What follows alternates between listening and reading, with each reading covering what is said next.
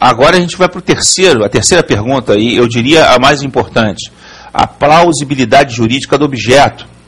Quer dizer, o que pode ser objeto de uma ação direta de inconstitucionalidade proposta no Supremo Tribunal Federal?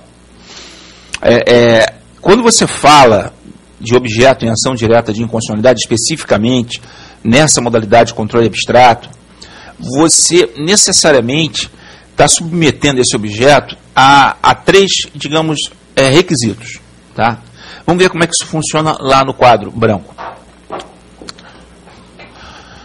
Quando você fala dessa terceira pergunta, aquilo que ele pede que eu declare inconstitucional, eu posso declarar inconstitucional, você vai submeter esse objeto a três requisitos.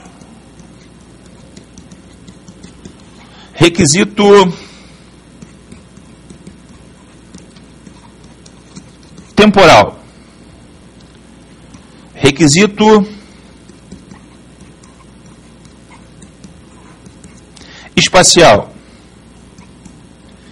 E requisito relativo.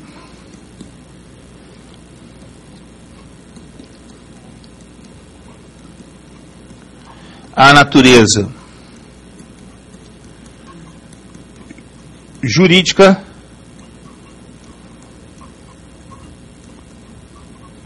da norma impugnada. Então eu tenho três requisitos. No que diz respeito, deixa eu mudar de cor aqui. No que diz respeito ao requisito temporal, a lei objeto de uma DIN deve ter uma data posterior a 5... Ai, meu Deus do céu. Vamos lá, uma borracha. Posterior a 5 de outubro de 88. Faz de conta que está escrito aqui 5 de outubro de 88, usa a sua imaginação. Posterior a 5 de outubro de 88, porque eu não posso ter uma ação direta de inconstitucionalidade que tenha como objeto lei anterior à Constituição de 88, em razão do princípio da irretroatividade da norma constitucional. É um princípio de hermenêutica que nós já estudamos. No requisito espacial, essa lei ela tem que ser uma lei emanada da União, portanto ela tem que ser uma lei federal, ou uma lei emanada do Estado, estadual, ou uma lei distrital de conteúdo estadual. Eu já vou explicar.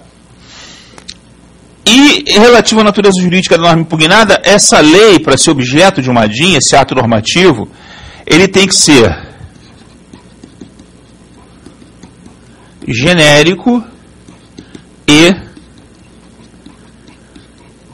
abstrato. Vamos explicar um por uma.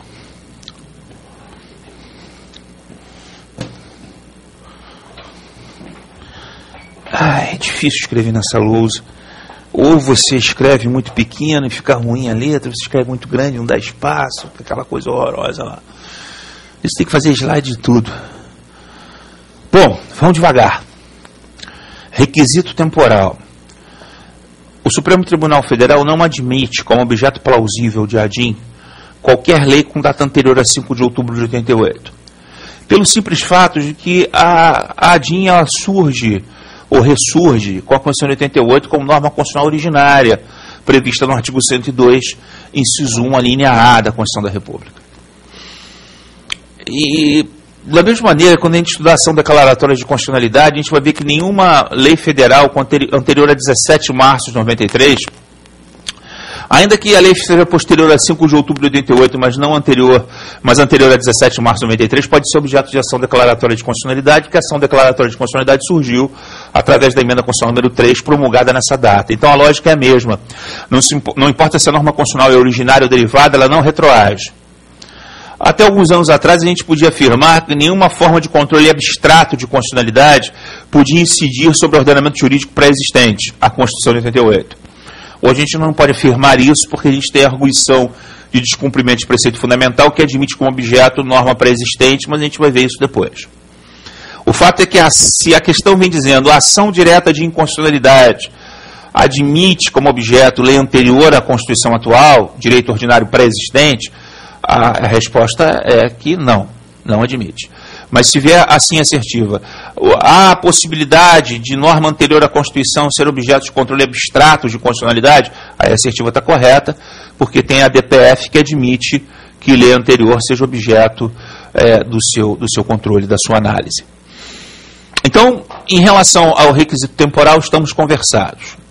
Em relação ao requisito espacial, quando você se debruça sobre o artigo 102, 1A da Constituição, você percebe que está escrito ali lei federal ou estadual. É verdade. Quer dizer, o objeto da ADIM, espacialmente, deve ser lei emanada do espaço da União, lei emanada do espaço do Estado-membro. Só que o Distrito Federal, talvez você não se recorde, mas vale a pena recordar, ele é uma entidade federativa sui generis, ele não pode ser dividido em municípios, mas ele tem, os deputados distritais têm que legislar sobre assuntos de predominante interesse local, que atingem apenas Brasília, ou apenas uma das cidades satélites, e assuntos de predominante interesse regional.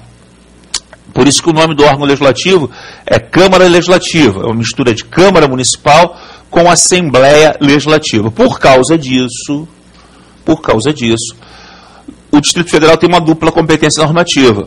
Se a questão traz uma lei distrital, abre teu olho. Porque ela vai trazer uma lei distrital e vai dizer sobre o que a lei trata. Vamos imaginar que a questão traga uma lei distrital que tenha como conteúdo a majoração da alíquota do IPTU. IPTU é matéria de competência municipal. Lei municipal não pode ser objeto de ADIM no Supremo. Consequentemente, lei distrital de matéria com conteúdo municipal não pode ser objeto de ADIM no Supremo. Mas vamos imaginar que a questão traga uma lei distrital que fale sobre o aumento da alíquota do IPVA. Bom, o IPVA está dentro da competência estadual do Distrito Federal, já que ele tem essa dupla competência normativa. Ora legisla assuntos de predominante interesse local, portanto afeitos à competência municipal, ora legisla assuntos de predominante interesse regional, portanto afeitos à competência estadual.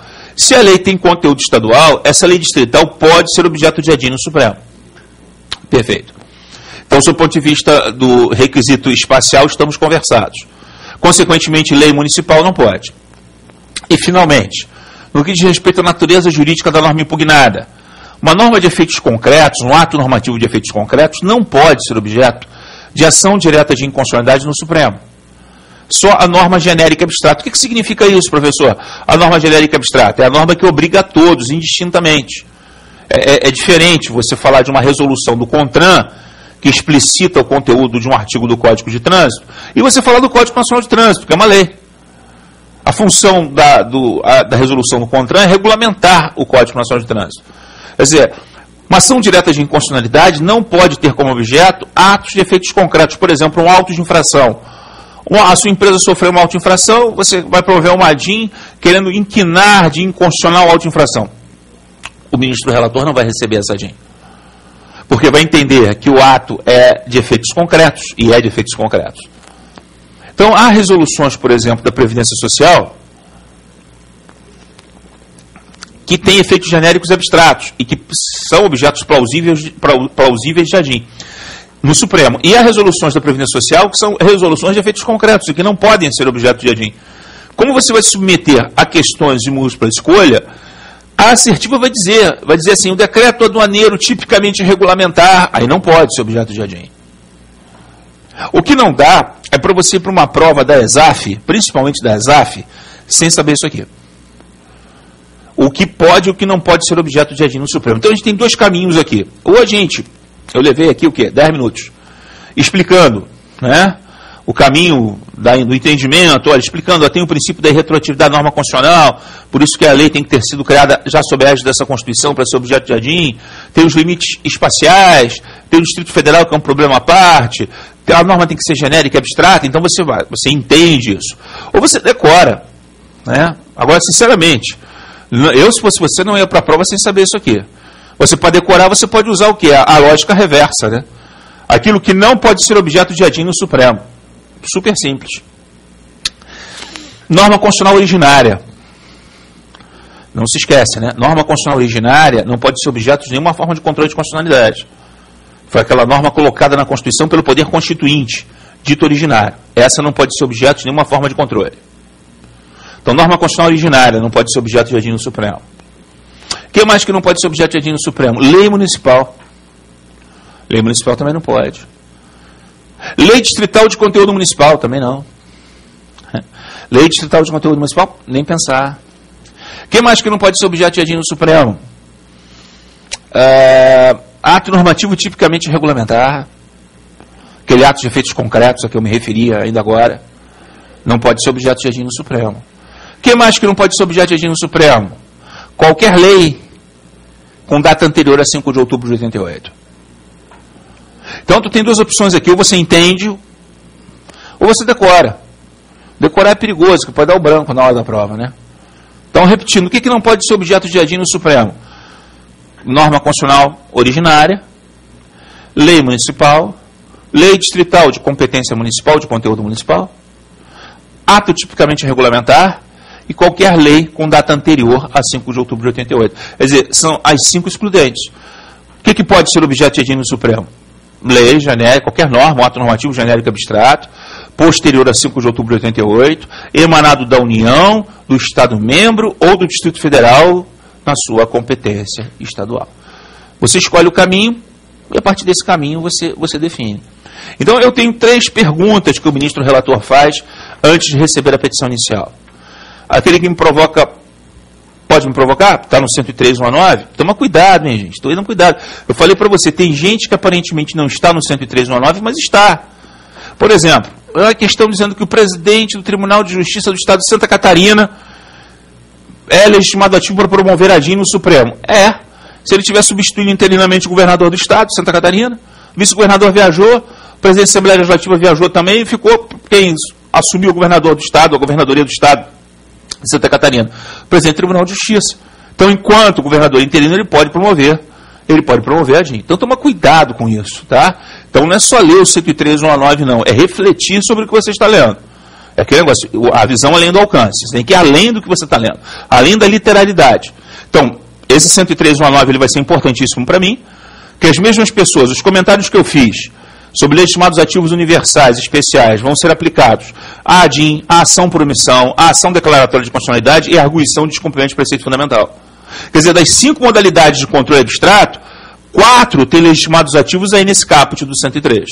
Só a representação de inconstitucionalidade interventiva, que tem legitimado ativo singular, ou o Procurador-Geral da República promove, como promoveu agora tentando a intervenção em Brasília, nesse penúltimo boletim informativo, o Supremo indeferiu o pedido interventivo, ou o Procurador-Geral do Estado, chefe do Ministério Público Estadual, quando se trata de representação de intervenção no Tribunal de Justiça em município localizado naquele Estado-membro, intervenção estadual.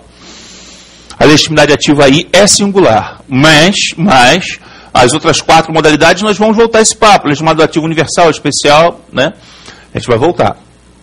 Então, eu tenho essa primeira pergunta, aquele que me provoca pode me provocar, 103.19. A segunda pergunta, aquele que me provoca tem que explicar porque está me provocando, né?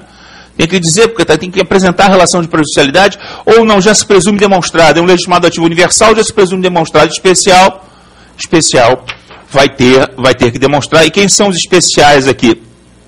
As mesas da Assembleia Legislativa e da Câmara Legislativa, do Estado e do Distrito Federal, o governador do Estado e do Distrito Federal e a Confederação Sindical de Entidade de Classe de Âmbito Nacional são os legitimados ativos especiais. Quando vão promover ADIM no Supremo. E a terceira pergunta, aquilo que ele quer que eu declare inconstitucional, posso declarar inconstitucional? Ou seja, a plausibilidade jurídica do objeto. Aí eu tenho que analisar esses 3 requisitos, temporal, espacial, relativo à natureza jurídica da norma impugnada, para entender se aquilo pode ser ou não objeto de ADIM. Se essas 3 perguntas têm respostas afirmativas, pode, então o ministro relator recebe a petição inicial. Isso é só para o ministro relator receber a petição inicial. O que vai acontecer a partir daí, professor? A gente vai ver na próxima aula. Valeu, até lá.